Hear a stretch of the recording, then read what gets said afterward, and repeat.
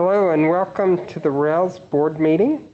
I'm Michael Campbell, President of the Rails Board. This is Friday, November 20th, 2020, and I call this meeting to order at 1 p.m. Stacy, will you please call the roll? Yes. Susan Busenbark. Here. Michael Campbell. Here. Haley Cox. Here. Percy Harris. Diane Halster. Chris Kenny. Sarah McCone Chase. Here. Jennifer McIntosh. Here. Paul Mills. Here. Jenna Nemec-Luisi. Here. Scott Poynton. Here. Becky Spratford. Here.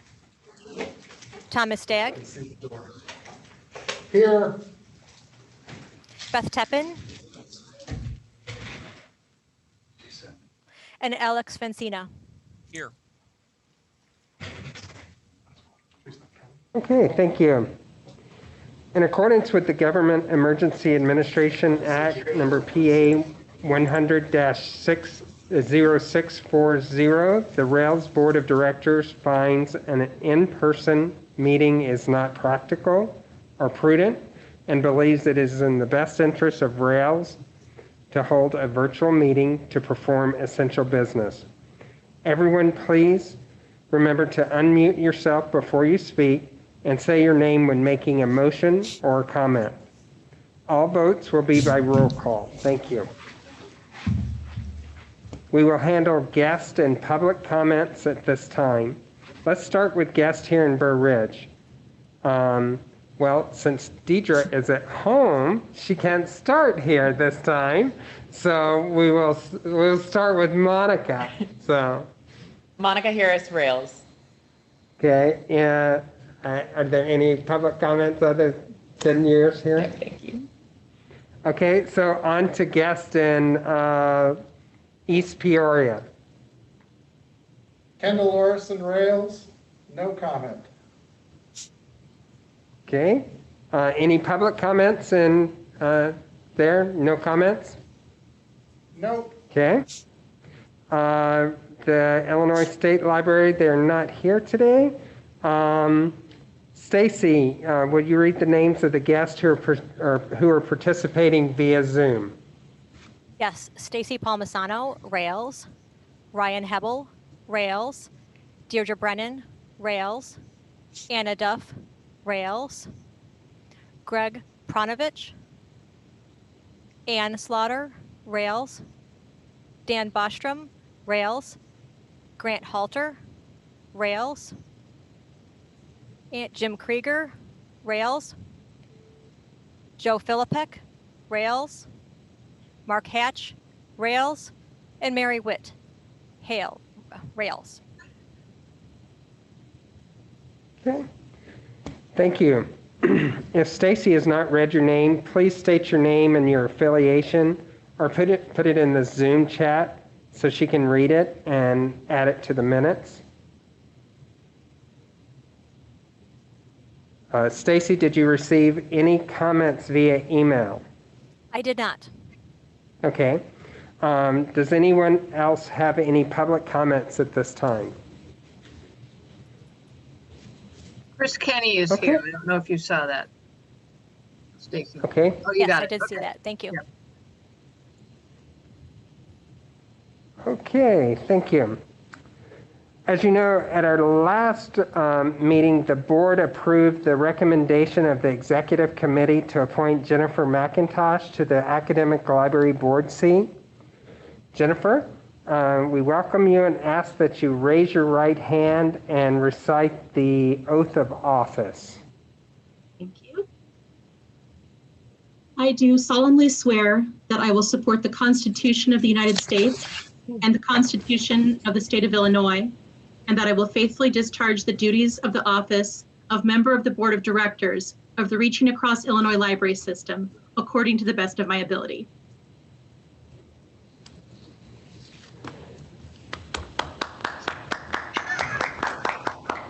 So you get a bunch of virtual applauses there. Um, so thank you, and we look forward to working with you. You're welcome to say a few words regarding about who you are and your background and your interest in working with the Rails board. Thank you. I am really pleased to join this group. I just think it's such a wonderful opportunity to engage with members and colleagues that we have limited opportunity to engage with in other forums. So I just feel like this is such a really rich opportunity for dialogue and sharing. I'm the associate dean of library at College of DuPage, one of the community colleges in our state, and I also currently serve on I'm currently serving as the chair of NILROC, which is the network of Illinois Learning Resources and Community Colleges. So I also have a lot of great relationships with community college libraries across the state. And I'm hoping that just based on my work at COD and my work with NILROC, I feel like I'm hoping I can be a resource to you, not in terms of just academic libraries in general, but bringing some daylight onto community college libraries and the issues that impact us specifically, and try to bring that perspective into the conversation. So thank you so much. I'm really looking forward to working with all of you. Thank you, Jennifer. Okay, so on to the consent agenda, which includes the items listed. Are there any motions to remove any items from the consent agenda? Okay. Hearing none. Michael, this Yes. is Jim Krieger. I'd just like to note what the spending number was, the expenditure number for the month. It was $1,406,633.58. Okay, thank you. Okay, hearing no items to be removed, may I have a motion and a second for the approval of this consent agenda? So moved. Seconded. McCone Chase. Or either way. Either way. So Paul, and then seconded by Sarah. That's right.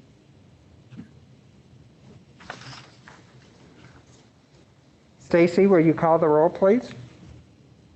Yes. Susan Busenbark, Yes. Hallie Cox. Yes. I believe Diane Hollister is now here. I'm here. Here. Yes. Chris I Kenny, just walked in. Excuse me. Yes. Sarah McCone Chase, Yes. Jennifer McIntosh, Yes. Paul Mills, Yes. Jenna Nemeth, Yes. Scott Poynton, Yes. Becky Spratford, Yes. Tom Stagg. Yes. Has Beth Teppen come in? Okay. Alex Vencino Yes. and Michael Campbell. Yes. Okay, that passes. So that's the first time we've done the consent agenda this way, so that worked out very well. So thank you. Next, Jim, with the financial report. Thank you, Michael. You have the October report in your package. The highlights are our cash position, unassigned general fund cash position was 18.4 million. That would fund nearly 20 months of operations. At the end of September, we received a grant payment of 1,614,000. And then the next day we received 5,362,500. The 5,362,500 was the final payment for fiscal year 19. So the state is all caught up with us, and with that payment, and fiscal 19 is closed. I think we will get one more payment setting our federal funds of about 1.9 million. In the next month or so, and then after that, it's from the from the Live and Learn Fund, and that is uncertain when we would get that. But we are in a good position Now, our investment income continues well below budget. It's 47,000 below budget, as the interest rates are only slightly above 0.1%. The expenditures or revenues through October were 3,600,000 above budget due to the receipt of the remaining prior year area per capita grant payment. Our expenditures were about 338,000 below budget, pretty much due to lower expenditures in nearly all categories. We are deferring some purchases, such as 95 laptop computers in the budget.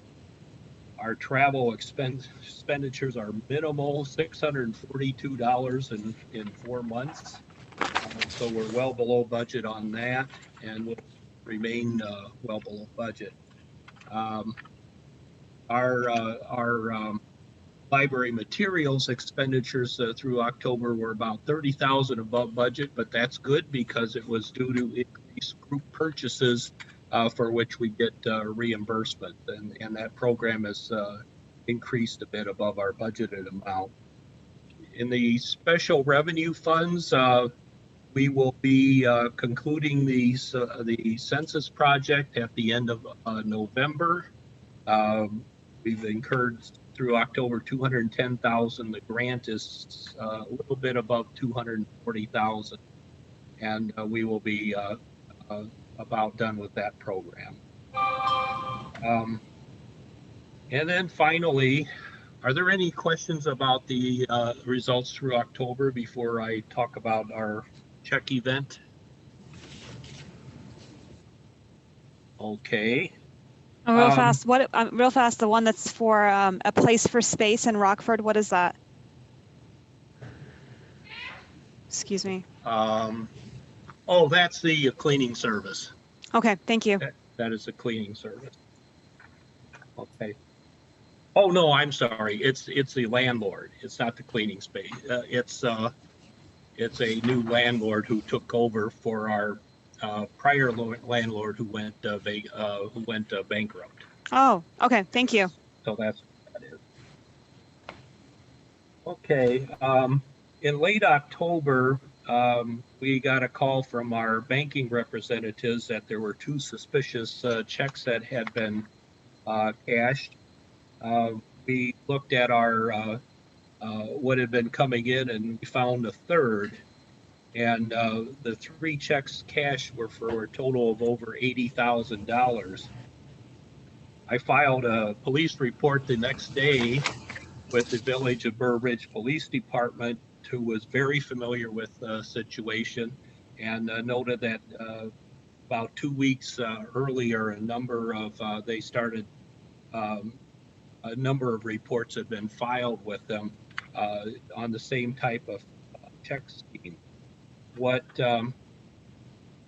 apparently happened is that a number of checks of several different entities in the Burr Ridge and Bolingbrook areas, including us, had checks stolen apparently from with the Willowbrook post office as a central point.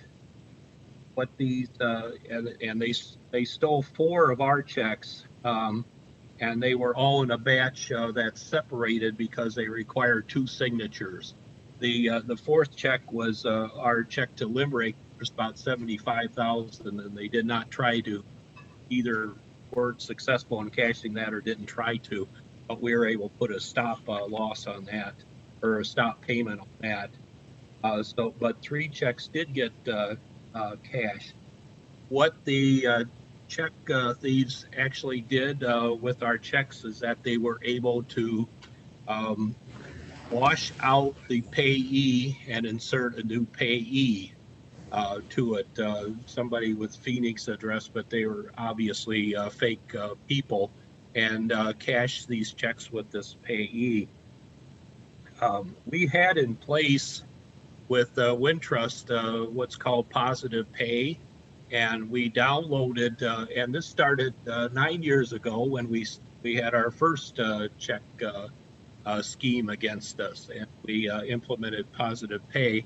but we download our check runs every week to Wintrust, and the downloaded information includes the check number and the amount of the check. But since the thieves of our checks altered the payee, but not the amounts and the check, and the check was exactly identical to ours, complete with signatures, they slipped through and weren't detected by the positive pay system. So Wintrust brought to our attention that they had recently implemented, added to this positive payee, where we could also download our payees, and we promptly subscribed to that service and started the payment. So I have, as part of the process, we needed to obtain affidavits from the three vendors, the original vendors, that they did not receive these checks and nor cash them, and those were that has been done, and they've been passed along to the banks that initially cashed the checks, and they will pursue their actions on this. But my understanding is that all three checks were deposited to an account, and the banks did get suspicious fairly quickly, and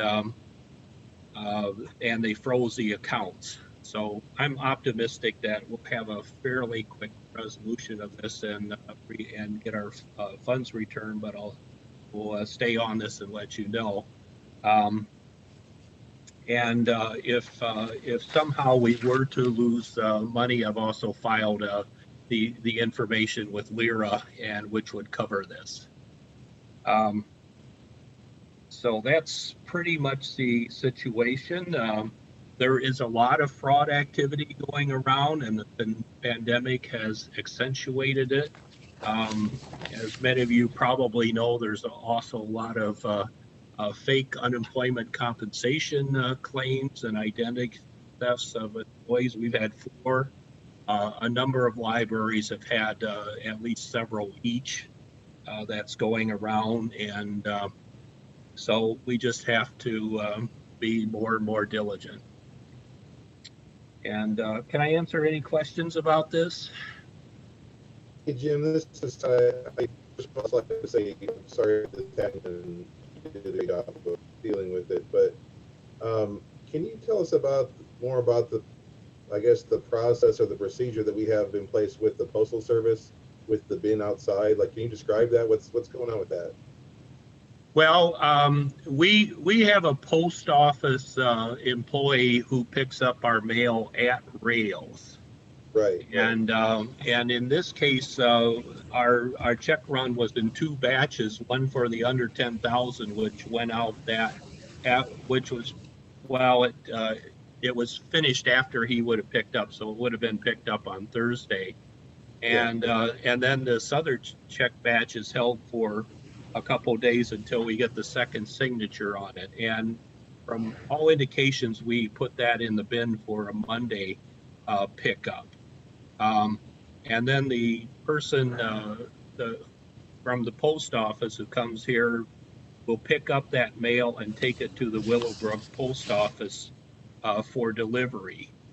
And since there were a number of other entities in the Willowbrook and Burr Ridge area that had their checks stolen, it appears that the theft occurred at the Willowbrook library. We did review our cameras, our camera footage for that week following our issuance of the checks to verify that it was a normal person who picked up our mail, and it was. So I guess, I'm sorry, I should have rephrased that. So the bin that the Postal Service picks your stuff up from is inside the Rails building, or is it outside? Yes, it's inside the Rails building. Okay, that's it. I was just afraid there was like we worked out some deal with them, and there was like a box outside that we were putting. Oh, checks no, in, but, no. Okay, all right. And we're also at least temporarily we are mailing our checks now. Our AP person is taking them to her home and mailing them through her local post office, and not through Willowbrook. I don't know how long we'll do that, but that's an extra precaution that we've done since mail was stolen out of the Willowbrook office. By the way, the one other thing is the post office certainly is aware of this, and the Burr Ridge Police gave me the name of the investigator that the post office had assigned to investigate this, and I furnished that person with all the information too, as well as to the FBI and to LIRA. So I've done a lot of filings on this, and hopefully they'll be able to zero in on what happened and apprehend it, but this is very, very common, and they have plenty of cases to investigate.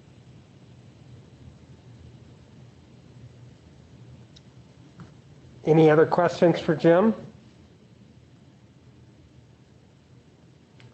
Okay, thank you, Jim. Thank you. So we'll move to reports next. 8.1 is reports from the RAIL's president. At this point, I have no reports. So 8.2 is RAIL's board committee reports from the committee chairs.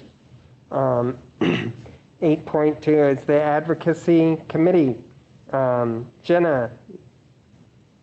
Thank you so much, Michael. The advocacy committee met on November 12th. We had a very robust meeting, as has been our practice for the last several times that we have met.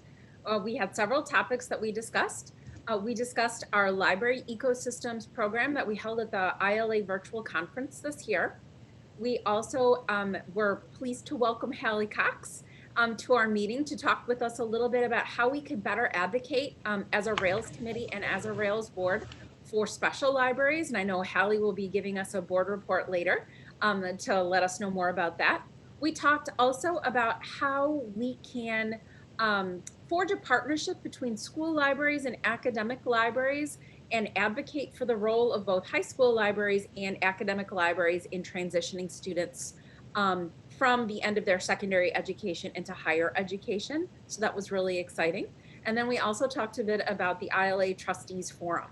And so just a couple of action items on that.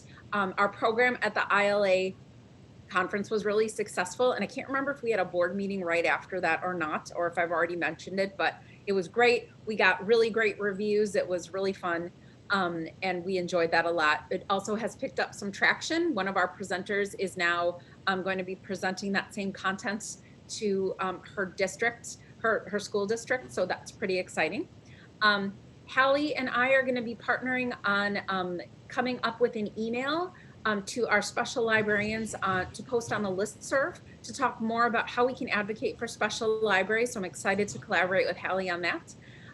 Sarah and I are going to be talking about ways that we can come up with some starting points for school libraries and academic libraries to be supporting one another. So I'm excited to be partnering with Sarah on that.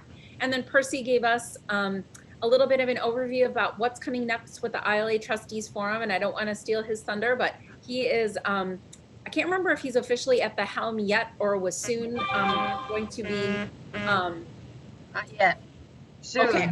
So Not soon. But very soon. Soon he will be taking the reins and he will be guiding the next efforts of the ILA Trustees Forum, and he will be keeping us informed about that. So I'm excited about what we are doing with the advocacy committee, excited about our next steps, and we look forward to meeting again next month. Thank you very much. Thank you. The Consortia Committee, Paul. Thank you, Michael. The Consortia Committee has not met since our last board meeting. Okay, thank you. Our newest committee, the Equity, Diversity, and Inclusion Committee, Diane. We have not met yet. However, we plan to have our first meeting Wednesday, December 2nd at 2 in the afternoon. And thus far, Deirdre and I will be speaking on Monday. We've talked several times about how we're going to go forward with this EDI meeting, and we're also going to be speaking with Biz, our attorney, as well, to get her input as well. But I was very pleased that totally we had 42 applicants to come onto the committee. So I'm very pleased. Hopefully we will have more to report next time. Thank you, Diane. The executive committee did not meet since the last board meeting. The policy committee, Tom. Michael, the policy committee has not met since the last board meeting. Okay, thank you. How about the resource sharing committee, Dee? We are meeting in December, in mid-December. So we're getting the agenda ready for that. Okay, thank you, Deidre. And then finally, the Universal Service Committee, Sue. You're muted, Sue. Muted, Sue. We have not met, but we are looking forward to a meeting in December or January, hopefully before the next board meeting. Is that correct, Deidre? Yes. Yeah. We're waiting for, we think that the state library will be releasing the new, some revised administrative rules related to non-resident cards, the Cards for Kids Act, etc. I would want to have that before we have the Universal Service Committee meeting for obvious reasons. They're supposed to release it on November 30th, but it may drift. Okay, thank you, Deidre and Sue. Next up is Deidre with the Rails monthly report. Yes, thank you. I think I should start by saying that we have a guest that I think we should have them identify themselves for the record anyway. Mr. Hernandez, I think. Are you still out there?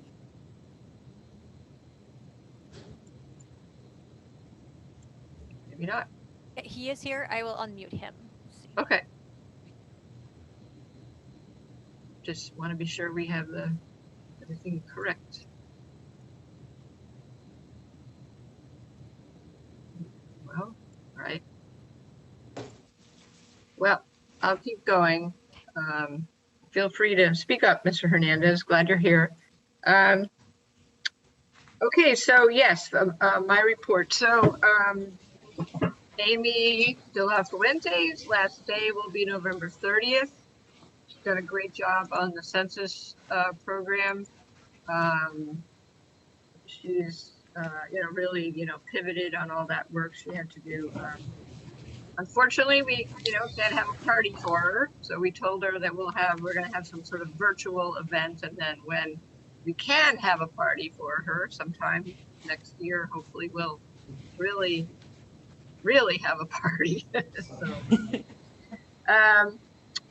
I wanted Joe put it in the chat, but I was going to tell you anyway. Tomorrow, the trustee forum meets tomorrow morning, and this will be Percy's first chairing of the meeting of the forum. So I'm hoping to attend at least part of that. We have been working hard on our EDI committee, as Diane noted, and we will be talking with Biz, and Biz is our consultant. She'll be attending the first meeting of the board committee. I don't know if I told you last time that we did get a grant from the state library of $125,000 to buy ebooks. But if I didn't tell you then, I'll tell you now. It's very exciting. We're going to buy materials for K-12, hopefully helping school libraries and children's departments all across Rails and community colleges, etc. as well.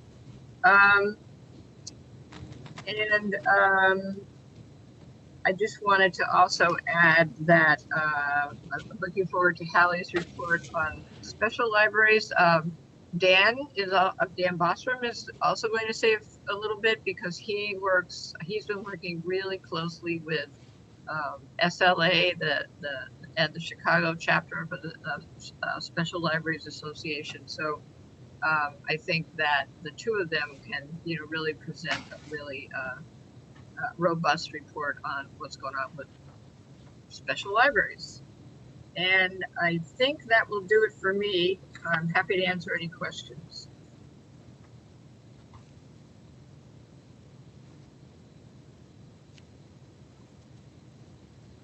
Any questions for Deidre? Deidre, did you say you had somebody else that you wanted to add comment to? No. We have a new guest. Okay. He's arrived. Shabnam Mahmoud.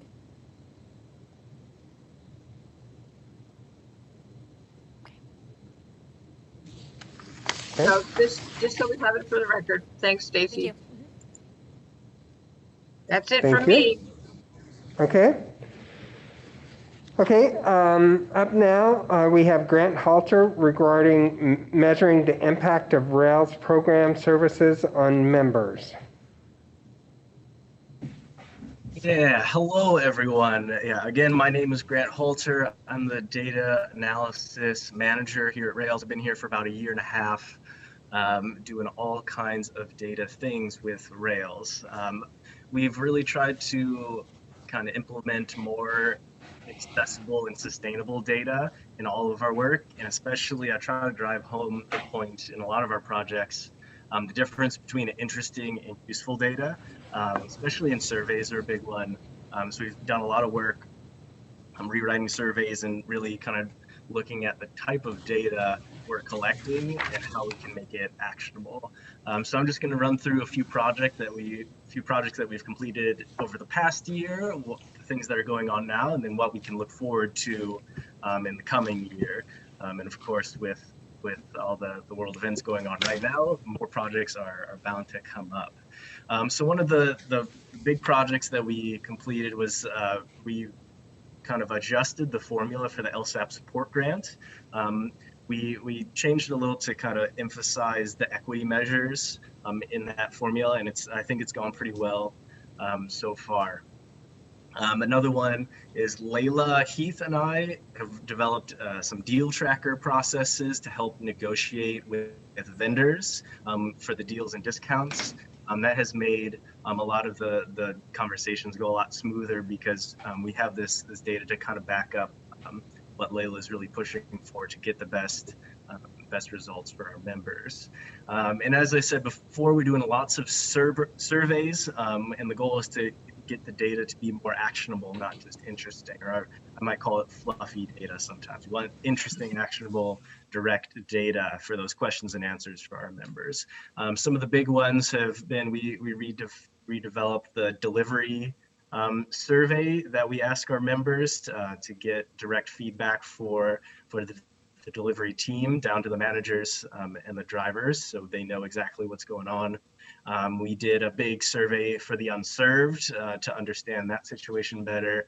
And we also did a little inquiry about statewide database interest in a big survey, and that was pretty successful to just hear people's feedback about which services they might be interested or kind of what the popularity things are. I'm also going to go into, I'm going to do a little share screen here. If any of you are familiar, I'll start with the reopening survey. Has been a big one. Been really successful. We've had over 700 submissions of libraries letting us know what services they're offering to patrons, and we're getting good feedback about what's going on in libraries.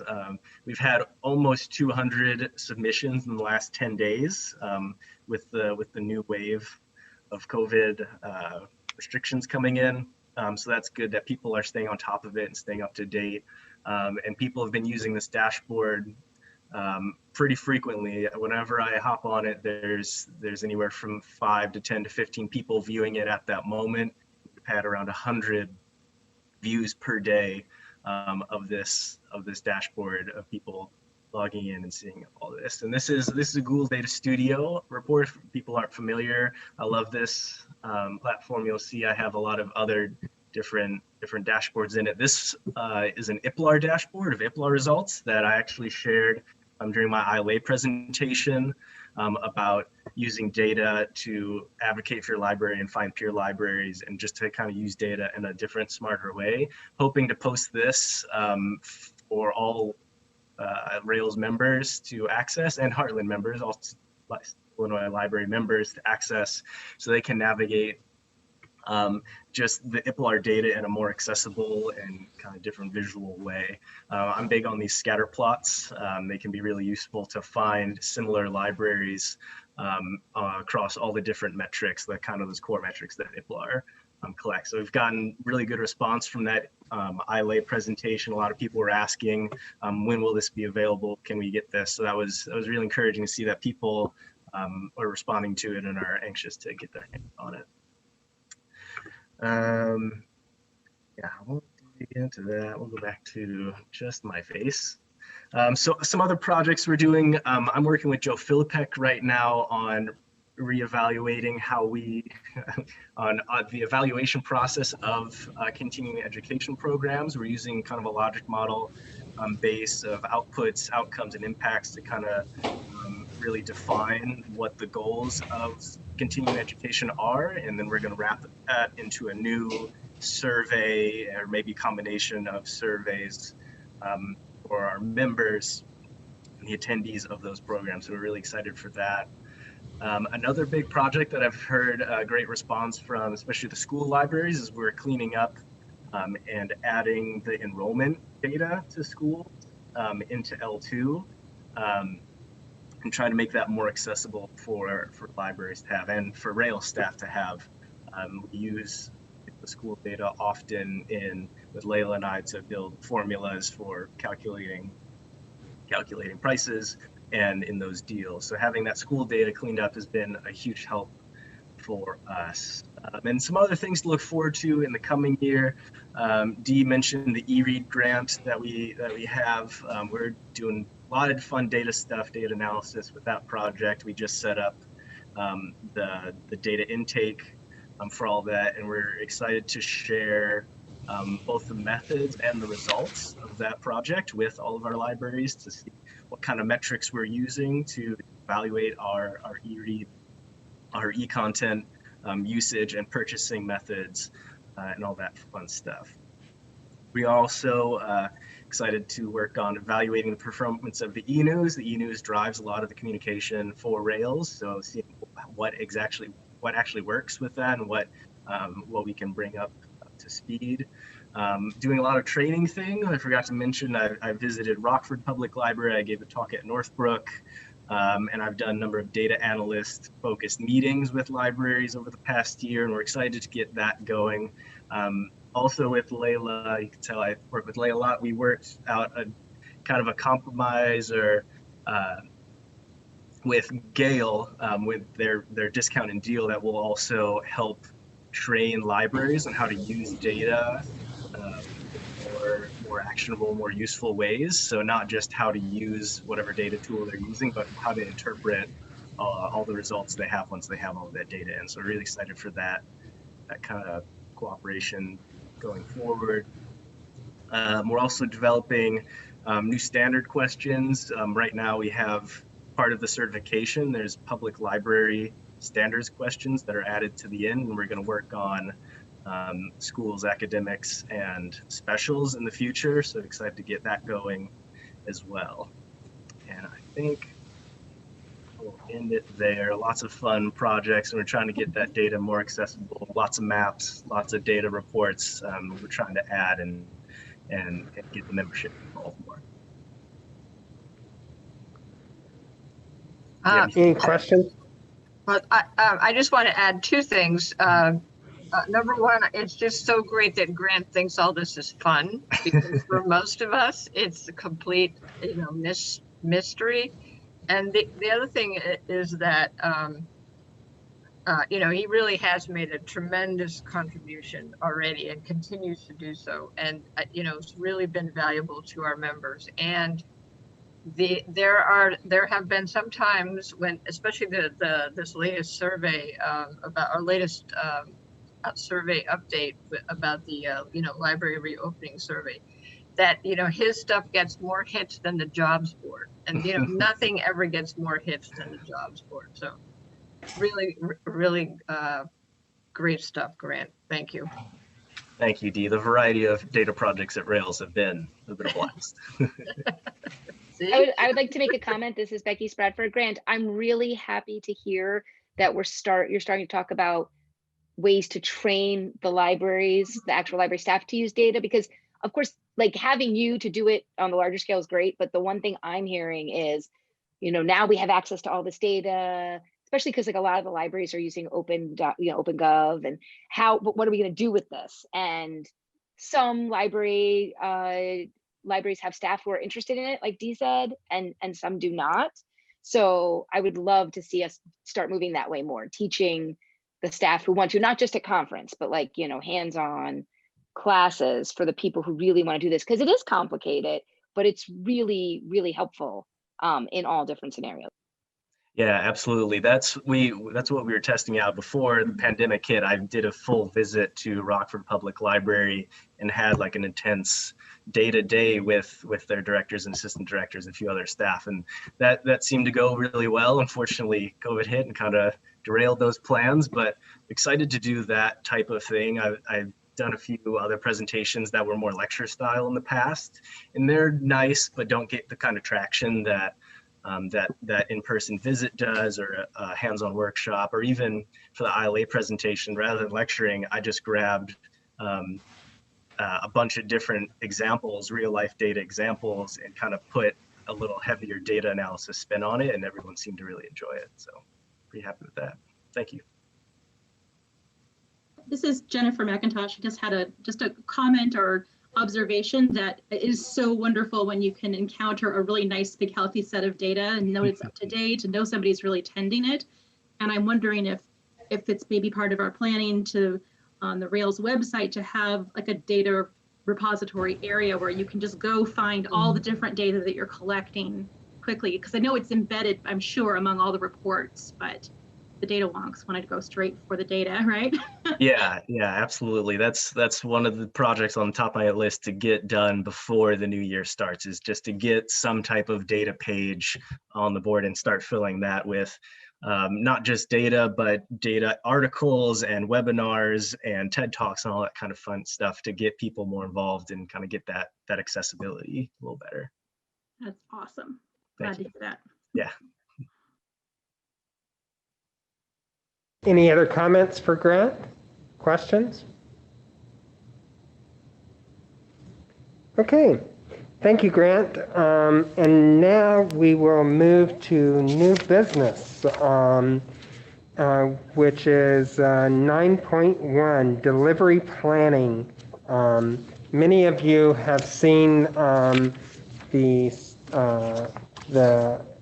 project that we have been involved with over the last year.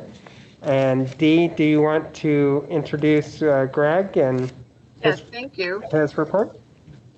So Greg Pronovich was my regional director in Massachusetts, and when I was back there so many years ago. And then when I came to Rails, he was at Massachusetts Library System, and we and our staff, we did a lot of conferring and worked on some projects together. So Greg, in Massachusetts, when they had a funding crisis, they also had a delivery funding crisis. And so Greg became, he already was, but he became even more of an expert on delivery. So he retired, he's a consultant. So we were delighted that he could help us figure out some things about our delivery, especially about moving forward, about consolidating hubs, about insourcing versus outsourcing, yeah, I think I'll just let him take you through it. He has some recommendations for us, as well as a very interesting report. Hi, Greg. You're muted. I'm unmuted, I think, right? Yes. Okay. Well, I'm going to try and share my screen. I have a PowerPoint here. I want to say thank you for having me. Kudos on an efficient meeting. I've been to many of these types of meetings.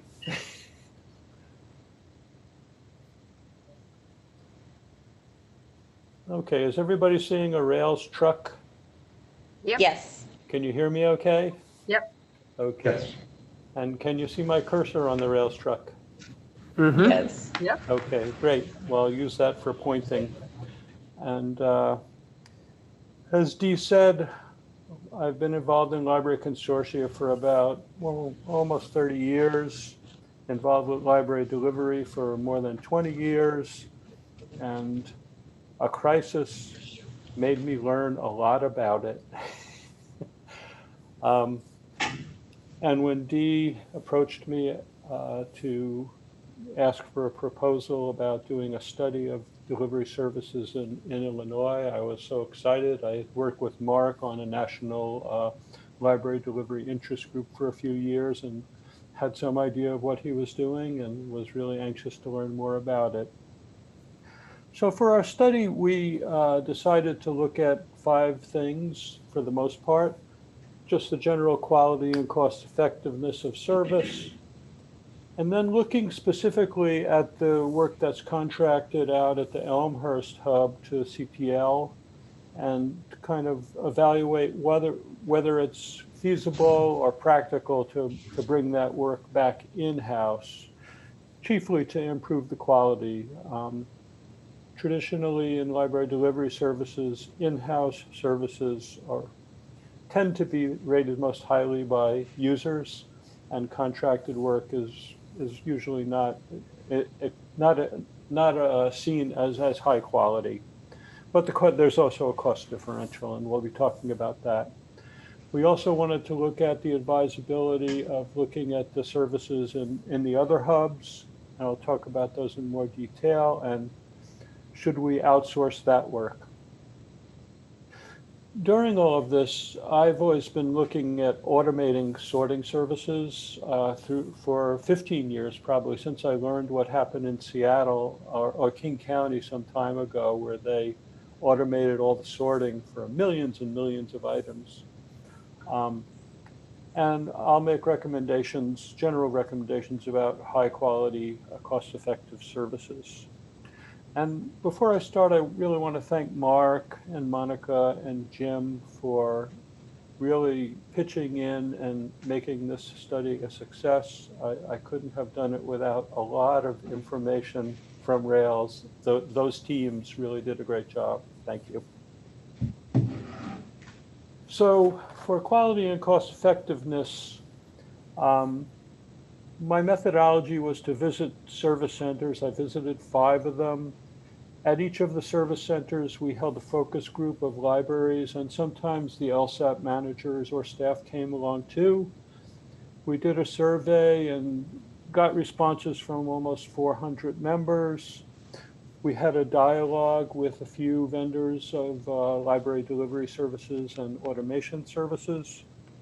And we issued a request for information to have an opportunity to work more informally with vendors to make sure that we're asking the right questions so that it's not as formal as an RFP. And it also generates interest when you do issue the RFP that the vendors know more about what you're doing, because it's very complicated. And we also had hoped to get some innovative ideas from vendors during the RFI, because they're not committing to anything, they're just responding with information. As far as quality is concerned, we looked at survey results and focus group comments. And for cost effectiveness, we hoped to get information from the RFI, and we got some, not as much as we had hoped. But as part of the National Library Delivery Interest Group, we gathered information from many library systems, and we will compare Rails costs to some averages. And although you always have to say there's never apples to apples in everything, but it does give you some idea. So for the quality of Rails delivery, the focus groups, they were overwhelmingly positive. The people in the focus groups really raved about how their patrons loved the service and felt that it was really doing them a lot of good. They made suggestions about solving typical problems like communications with drivers, simplifying the workflow, making labels easier, which I'll be talking about later, and also improving integration with LSAP consortia. One person asked if Rails could change the message on their ILS when an item was in transit to make it say, go home. And that's an integration issue of working with the LSAPs. The survey results, we found a really high level of satisfaction, a tremendously high level of satisfaction with Rails services, and a good level of satisfaction with contractor services. In the cost effectiveness, this area here, there were 3 levels of vendor of services: under 1 million, 1 to 3 million, over 3 million. And in all of these, Rails services came in below average among all of the reporting systems, except at the Bolingbrook hub, which is an exception because the Bolingbrook hub, in addition to handling lots and lots of Rails material, they also handle a large amount of Carly cargo, and they run several routes specifically for Carly material. And the shipping of academic library material is always less efficient than shipping public library material because it's just not, the volume isn't as high. So you're visiting a stop that takes time to get to, with gas, and you're only delivering 5 items instead of 200 items, so the cost per item goes up. The RFI responses, we did get responses from one vendor on the Coal Valley, East Peoria, and Rockford sites, and it averaged about 10% less than Rails' current costs. However, they excluded the costs of the shuttle work, which is substantial. So it's not an apples to apples comparison. So talking about the advisability of bringing outsourced work in-house in Elmhurst, you can see the quality charts on the left. The 97% is the combination of exceeds expectations and meets expectations at all of the Rails hubs. The satisfaction rate is almost to the roof. For the contractor, it's 82% for those same figures, and there's a bigger answer of there's room for improvement. So you can see that satisfaction is very high among Rails clients and not quite as satisfactory with the vendor, but not bad. However, the cost comparisons to bring the work in-house, every feasible option that we looked at of, Rails doing sorting, Rails doing shipping, a vendor doing shipping, all the permutations, anyone that we thought would work, the vendor was less expensive. So the recommendation at that point was to stay with the vendor. However, the current recommendation after that initial phase 1 study is that since the vendor contract term is ending, that I suggest that you conduct a new RFP. Delivery vendors have an advantage over Rails in terms of pricing, while Rails has some advantages too. Rails gets vehicles cheaper than vendors, and they also get fuel cheaper than vendors. They get a tax discount because it's a state agency. But the vendors have a huge advantage in terms of labor costs, and labor costs is traditionally the highest cost in this kind of service. So we hope we can get a good bid from a high quality vendor. My other recommendation here is to add a feature to the contract that the vendor pays a penalty or gets some invoice adjustment in favor of Rails when substandard services are provided. A number of delivery services around the country use this feature, and it can become, it doesn't have to be really adversarial, because once it's there, it's not used very often. It's a good way that when problems start to be repeated, let's say a vendor starts to be late time after time at certain stops, you as a delivery contractor can say, well, we're going to implement the penalty for lateness if this continues for another week. The vendor will quickly solve that problem and move on. I would suggest including those kinds of features in the next contract. Again, Rails has a great customer service focus. That 97% shows that. Keep that up.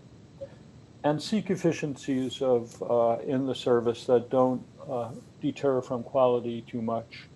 I'll talk about Rails sorting pods in a little while. They are very efficient, and Mark has done a great job bringing that across the Rails territory.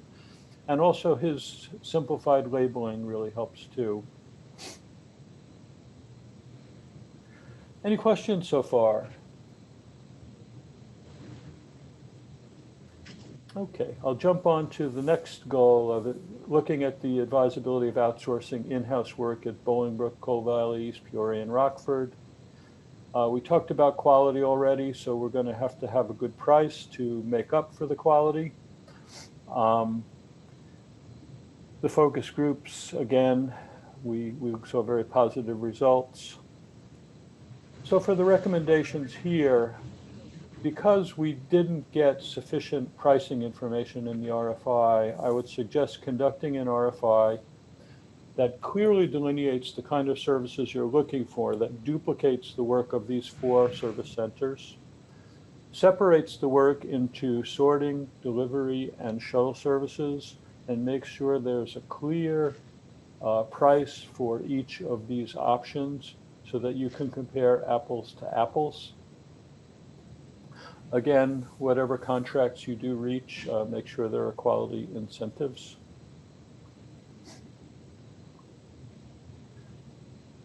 So before I move on to the next thing, are there any questions about outsourcing versus insourcing? Okay. I wanted to talk a little bit about automation.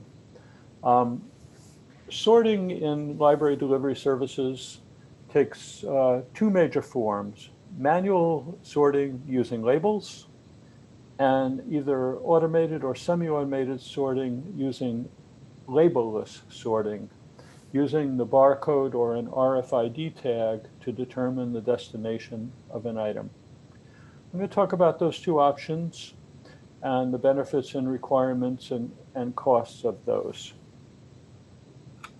This is the super efficient Rails sorting pod that I mentioned before. I think this one's in Bolingbrook. It's the ideal situation for manual sorting. The sorter stands in the middle of that L, drops the item, picks the items up from right next to where he is or she, and drops them in the right bucket. When the bucket's full, they move it into the pile that's right next to them. The truck drives right up to the pile and loads it on. There's very little walking involved. Less efficient sorting operations involve walking in addition to sorting. As I said, Mark did a great job designing this. Automated sorting. This is a picture of the Cincinnati Public Library sort site in Ohio. You can see that there are 2 operators, one here, one here. They pull books and library items out of these bins. They put them on this belt. There's an RFID reader here, and it reads the destination of the item. If we talk about automating Rails, we would probably talk about barcodes, because not enough libraries are RFID, and the cost to do that is very high. And barcodes will work just as well. So they put the item on the belt. The RFID says, hey, ILS, where does this one go? It says, put me in bucket number 5. The book travels down, gets kicked into bucket number 5.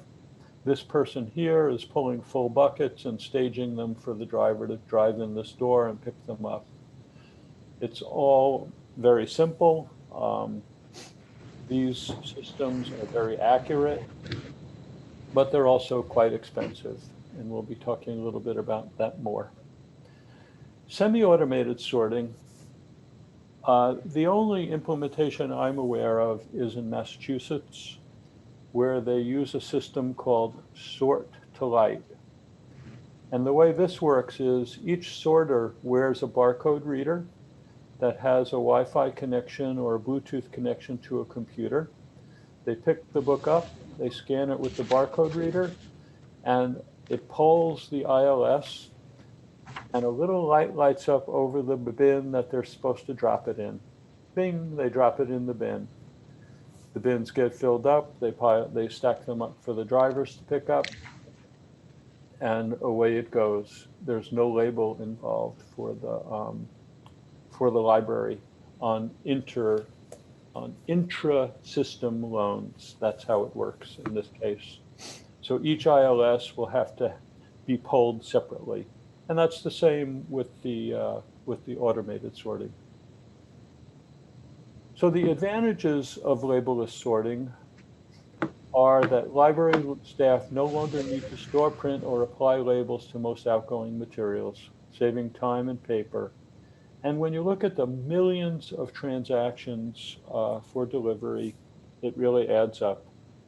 Mark and I were talking about perhaps combining the Bolingbrook and Elmhurst sort site, which would result in more than 6 million items a year, or probably 3/4, 2/3 of what Rail's total shipping is out of those two hubs. And when you look at paper saved, I did a calculation, and if each label is 4 inches long, it would reach from Chicago to Lexington, Kentucky every year. Systems are accurate. The other thing that would happen if you're going to do automated sorting is you need to have a universal external barcode placement. And again, that once the barcode's on the outside of the item, millions of circulation transactions will be more ergonomic and more efficient. And the time saved will really add up to several FTEs in all of your libraries.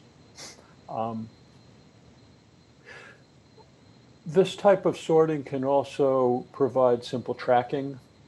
It can also provide options for detailed tracking and allow simplify finer levels of sorting, for instance, sorting holds and returns or branch materials separately from the rest.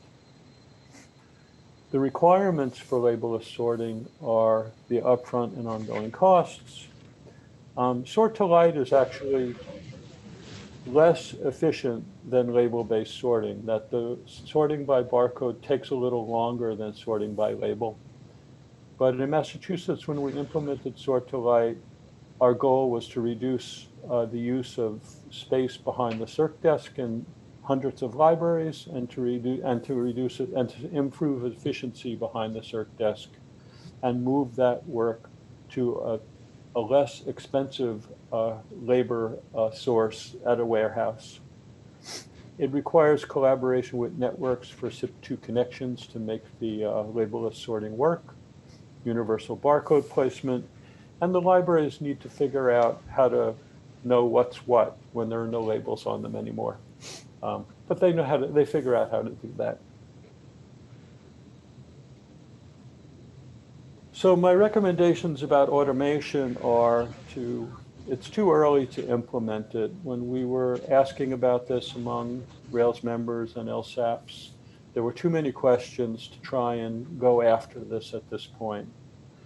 But I think it's really appropriate for Rails to initiate a statewide conversation that provides for sharing information about labelless sorting. And I know that the people in Illinois Heartland are very interested in this. And also to seek productivity enhancements in partnership with the LSAPs, and seek alignment of statewide services looking for consensus on the value of barcode placement policies, and explore the alternative hubs that I mentioned of creating a faster return on investment for the automated materials handling system. And the price for that was in the RFI. We got prices in the $600,000 to $800,000 range, and it would reduce labor considerably. We didn't have enough information to do the ROI, how long it would take, because we didn't get any bids to combine the sort sites. However, the semi-automated sorting is much less expensive and could be considered for one or the other of Elmhurst traffic or Bolingbrook traffic.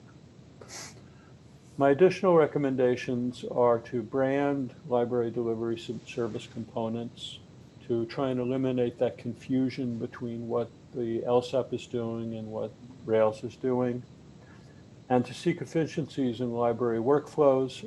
I mentioned label printing is a real benefit to libraries. If you can work with the LSAPs to have automatic label production upon creation of a delivery transaction, that will save them a lot of time for millions of items. And one of the LSAPs, I think Prairie Cat, has invoked route prioritization.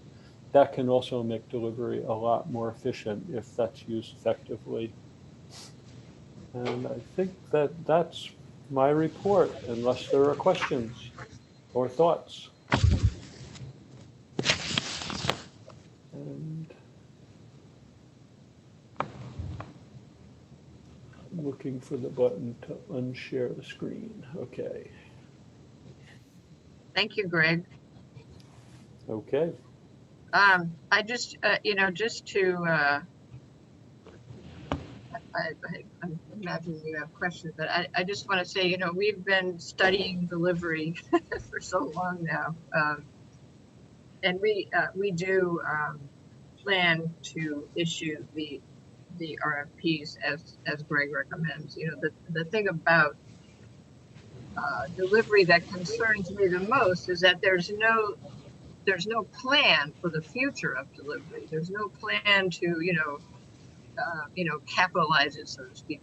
To do something about automating it. And $800,000 is really not a lot of money. I mean, and it would make this may not be the year, it probably isn't the year, but it's really something that we have to figure out, because we can't go on indefinitely doing it the way that we do it. It's just not cost effective at all. And it's just, so this is to let you, inform you guys about, what our plans are, and just to, hear from an expert about his investigation of how we do it.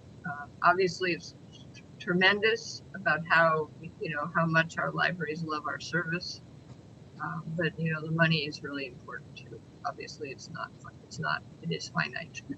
So anyway, I just wanted to give you that background. Deidre, it's Michael. This was really good and informative. How does this match into the information that you had given us about was it the Southwest Illinois group who had done the research for us on deliveries? LASA. Yes. Yes. Mm-hmm. So LASA is about, is more about logistics and, movement between hubs, routing, route. This is more about the actual, work in the libraries and the sorting of it. So that's how I explain it to myself. I don't know if, Greg or Mark want to say something more about that. We need to do both, we need both things, because they're looking at different aspects. Okay. Oh, Mark, go ahead. My apologies. the LASA study actually confirmed the location of our delivery hubs were not in extremely bad locations, where it actually fit well with our members. So that's, was the last study that the LASA group did for us. It just pretty much confirmed the locations our current delivery hubs were in sufficient locations. That's a great question. I have a question. This is Beth Teppin. Yes. Being new to the board, this is a lot of information to digest, and I know it's been going on a long time.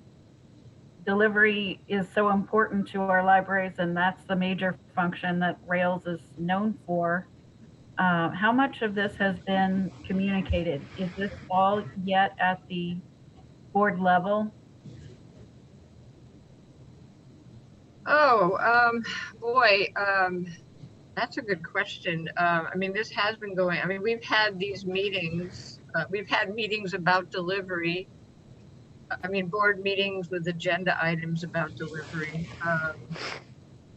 for years. I don't know what to say about what it is, if this has been posted yet on our intranet, or can anybody help me out here? I don't think it's a secret, especially given the focus groups and etc. But I absolutely hear what you're saying, Beth, and I think that's what Greg was, getting at too, in terms of a statewide conversation about delivery. And there's no doubt that most people, unless you're one of us delivery groupies, don't know about all the the possibilities and the complexities of delivery and the expense of it. This is all about making it better and cheaper, always. So, but if you have suggestions about how we could make it more, make the members more aware, we'd love to hear them. This is Becky. That kind of, Beth, I liked your question. It comes off of something I noticed from this study. I loved all the automation ideas and all that, but the thing that Greg kind of said at the end, I feel like it buried the lead a little, and it gets to Beth's point. We do have to do a better job of branding what Rails is delivering versus, because as someone who's been in SWAN as a worker and a trustee my entire career, I was very intimately involved with SWAN delivery, like every single day of my working life. And I knew, because I was also a trustee when I was working at a library, that Rails had a higher level, and I worked with statewide things also. But that, I think, is one way we can get to Beth's point, because I think her point is really well taken. Let's not bury that, right? Innovation be great, it will save us money, I'm totally for that.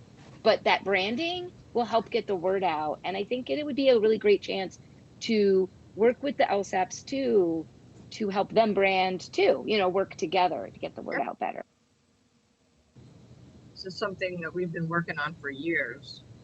It's the general difference between the consortia and Rails. Yep. It's a common problem in other states too. Any other questions for Greg or Deidre? Okay, thank you very much. Oh, Michael, for that. That was. This is Paul. Sorry, I do have questions. Okay. A couple. The first one is probably for Mark. Just for just because I'm not sure I remember.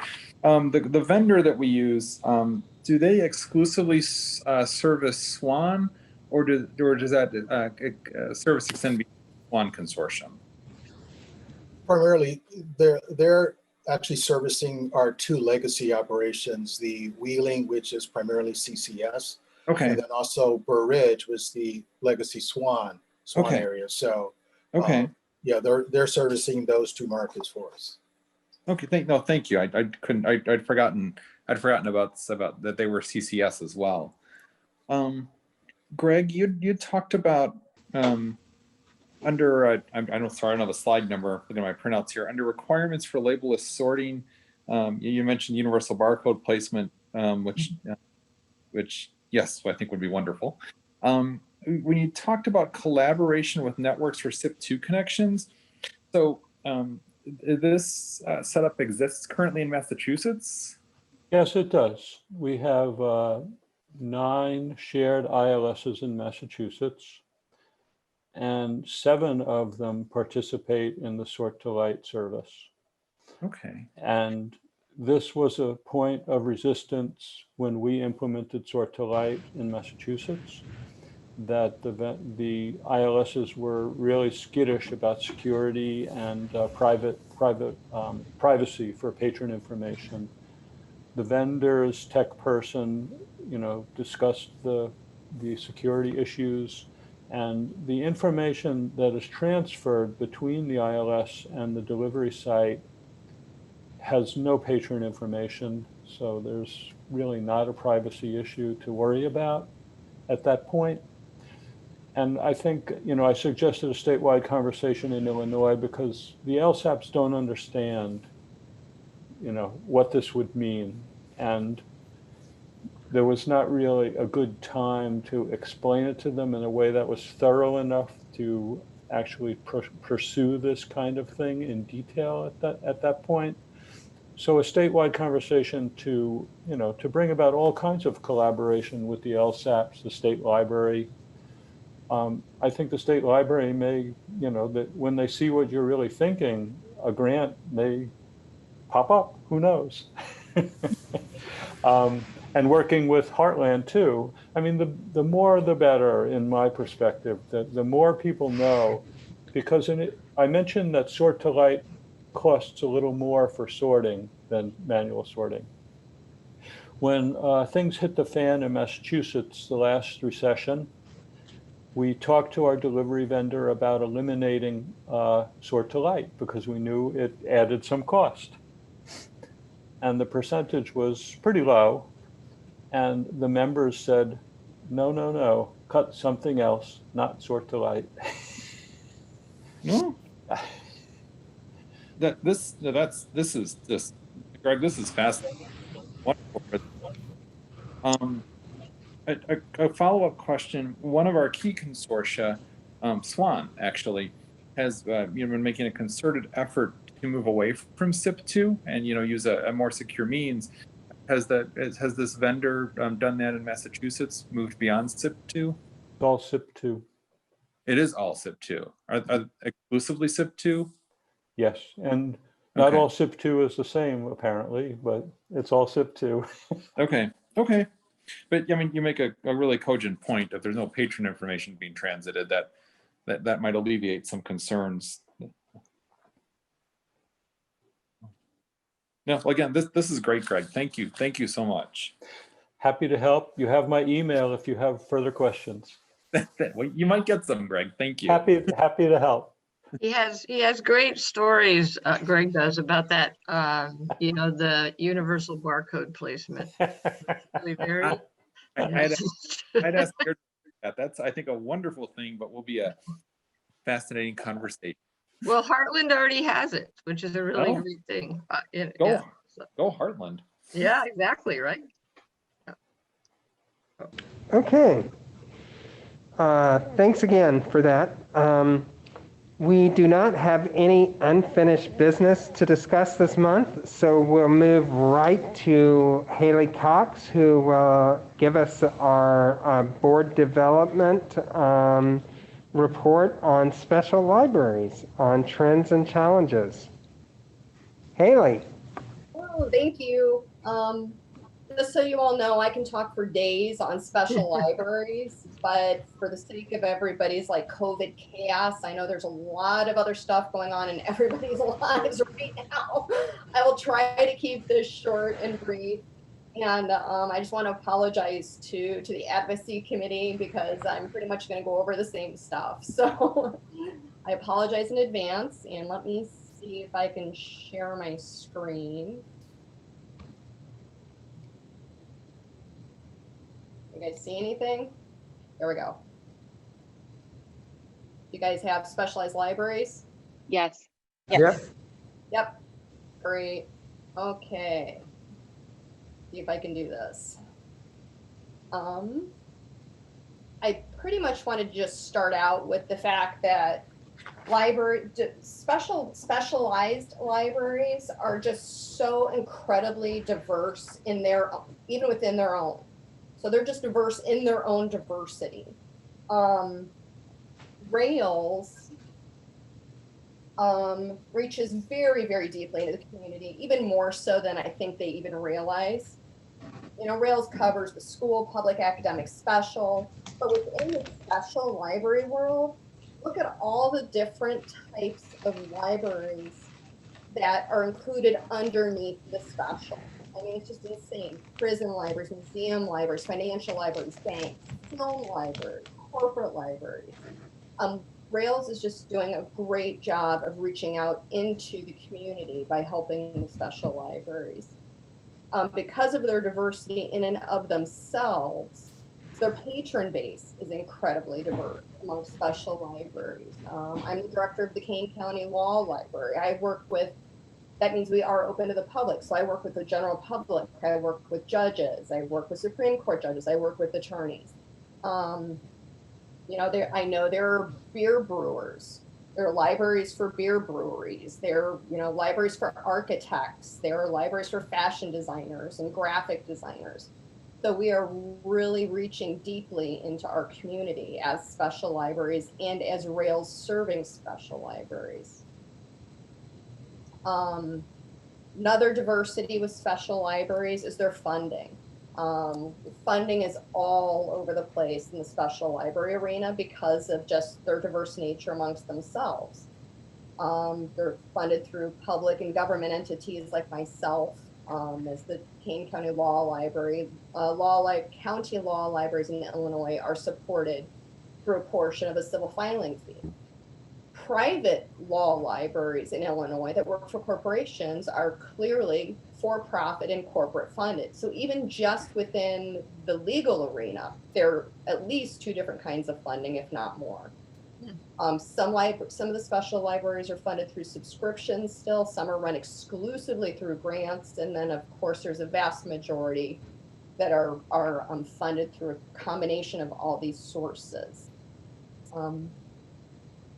And again, I just want to say, I think there's this big concern that is always Dee and Dan Bostrom both have just really done a phenomenal job of keeping special libraries in their radar.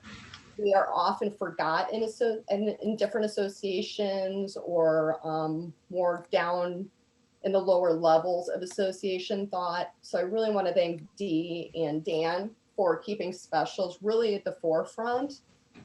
They've done a fabulous job of reaching out, and I think one of the things that even surprised me as a board member of Rails and as a special library and member of Rails is that, Dan, correct me if I'm wrong, if you're on this call, I counted there are 102 special library members within Rails. 181 actually. Oh my God. Apparently I can't count. Oh my God, that is crazy. So you guys should be really proud of yourselves for getting out there and lobbying for the special libraries and really helping to support us. So yay for Rails. Some of the big hurdles, the top three that I personally see, and Dan, you could probably speak to this. You work with more of this, obviously, 181 of the special libraries. One of the biggest hurdles I see for participation in Rails, active participation in Rails, is that special libraries so often belong to their own specialized associations. Like the Kane County Law Library, myself, we personally belong to the Chicago Association of Law Libraries, the American Association of Law Libraries, the Self-Represented Litigant Network, the American Library Association, because we're open to the public, the Illinois Library Association, and also Rails. So we are getting our support through so many various other resources in addition to Rails that I just can't stress enough that, yes, I think Rails should absolutely continue to do what they're doing and keep reaching out. But I want the Rails to be comfortable that it's not Rail's lack of trying that specialized libraries are not as active in Rails as they might be in other associations. Also, just a vast majority of us are solo librarians or have very small staffs.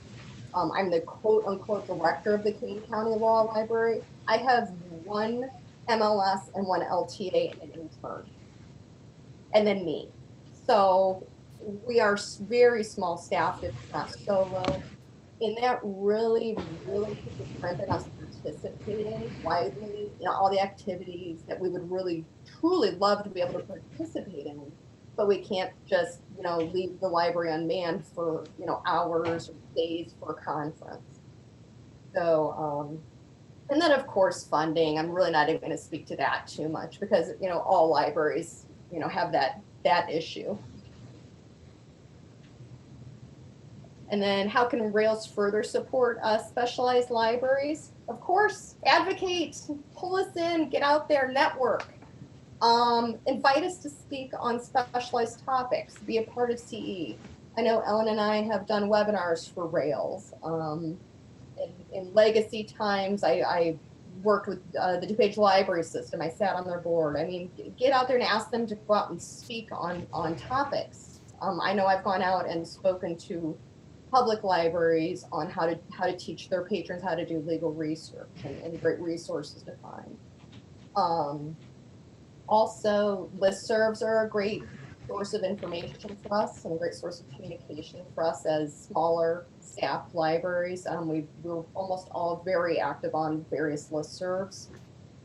Challenge other libraries to reach out to special libraries. I think that would be a great PR move by Rails to challenge the local public and academic libraries to actually actively reach out to the special libraries in their area and make those connections.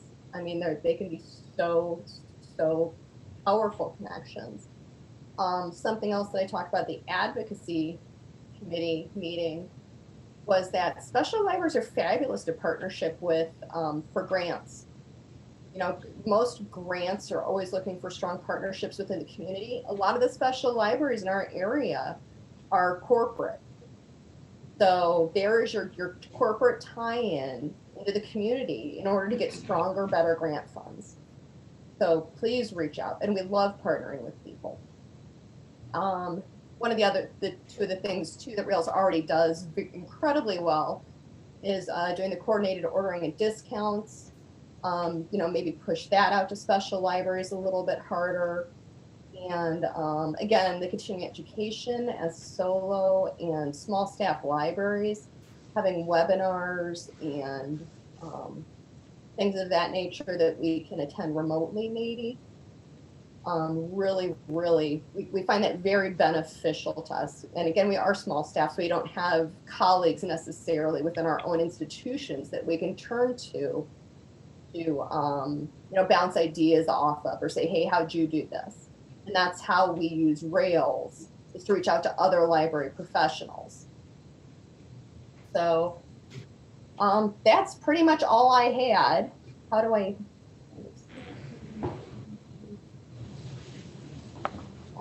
share? So that's my short and sweet. I think otherwise we all pretty much are comfortable with special libraries, but if anybody has questions, I'd be more than happy to answer them for you. Or Dan, do you have anything you'd like to add? Yeah, thank you, Haley. That was great, and I don't really have a whole lot more to cover after that. I appreciate what you said.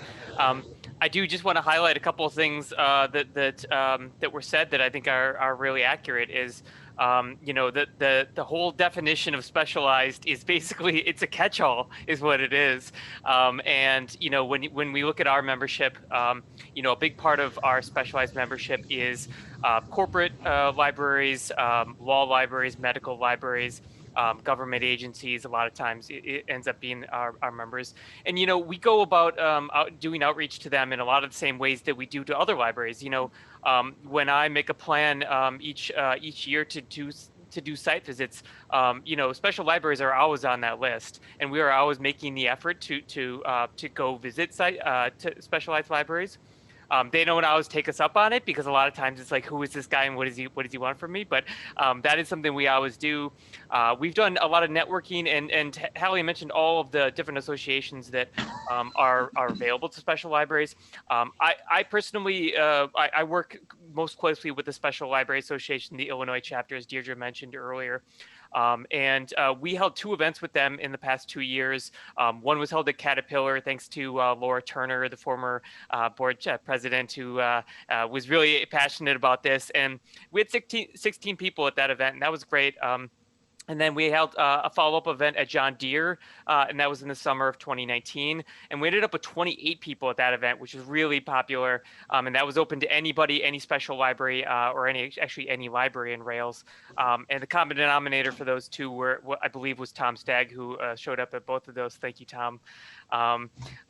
There was, we as a as a communications team and as a member engagement team, we really try to push communications through our we have a special libraries email list specifically for specialized libraries. And we put a lot of our deals and discounts and continuing education and opportunities in there. I'll just mention a couple great, really good examples of specialized libraries. So the Gerber Hart Library and Archives, which is located in Chicago, which is they just became a member about a year ago, actually, and they actually won a My Library Is grant to record their own podcast. And I think that's an awesome example of a specialized library really taking advantage of the things that we have to offer. I do know that there are some issues out there, like, SL, and I'll mention this, I've mentioned this to the board before, the SLA, the Special Library Association, over the past 5 years, from 2014 to 2019, has lost 54% of its membership. And that is just a common trend in special libraries is there's a lot of people, a lot of companies getting rid of their librarian, going from huge 20-person staffs to a staff of like 2 or 3. And we see that in terms of our own membership. Last year we had 6 withdrawals in terms of special libraries, and I think we added 2. That's an issue. I mean, but that's what the My Library Is campaign is there for, is to kind of help advocate and push that information for our members. So that's all I'm going to say. I'm happy to answer any questions, but I think Haley did a great job. Thank you, Dan. I think you do a great job in the community. Thank you. Yeah. Jennifer? Yeah, hi, I have a question. And this is kind of basic, but I think it speaks to some of Dan's comments, which I was thinking about before we even started, which is, at this point, how are we even defining a special library? Is it a self-identification, or do we actually have criteria that we're using to determine whether an information professional working independently on behest of an organization is a library or not? I really, at this point, I don't really know. There's 2 things. Yeah, there's two things. First of all, we as a category, we define it as, it's not a school, it's not a public library, it's not a university. That's how we define specialized library. But in terms of who can be a member of Rails, there are very specific criteria for members when you have to join Rails. And I can share that with you as a document. I can put that into the chat. But that is defined by library law, by administrative law, and we follow the rules that have been set forth by the Illinois State Library. Just means there's a lot of potentially disenfranchised information professionals who don't maybe meet that criteria, but still need that advocacy and community and are allied with us professionally. And I think that's where a lot of those single individual professionals, like the NPR librarian or the Oprah Winfrey librarian, they have a tendency to belong to more specialized associations versus regional associations, if that makes any sense. Yeah.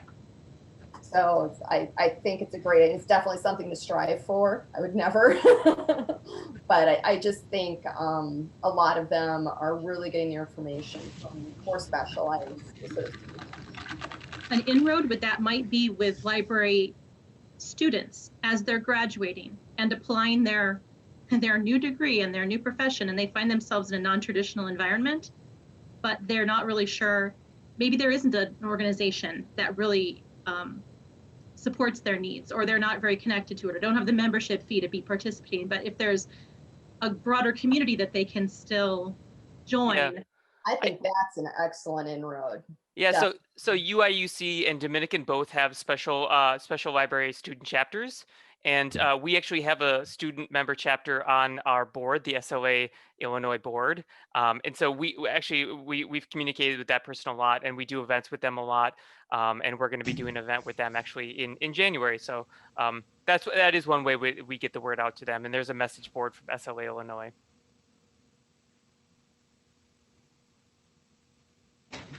Very good. Thank you. Any other questions? Comments? Okay. Thank you again, Haley. Yes, and I just want to say on behalf of Rails, thank you, Hallie, for the kind words about Rails. It's very appreciated. It's very true, Dee. You guys are doing a fabulous job. You and your staff are just rocking it out. Thank you. Next up, we'll move to number 12, agenda building for the next Rails board meeting. The next Rails board meeting will be held on Friday, January 15th, 2021 at 1 p.m. Please note there's no meeting scheduled for December. At our January meeting, the Rails communication team will give an update on the My Library Is campaign, and Deidre will report on advocating opportunities for the Rails board members. Is there anything else we should add to the agenda at this time?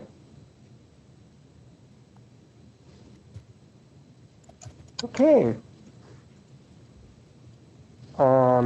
Okay, so this has been a relatively short agenda for us. So we will move to number 13, which is our adjournment.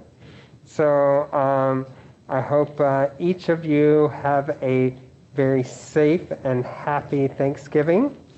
So thank you for all of your attendance. Have a happy holiday season, and we will see you in January.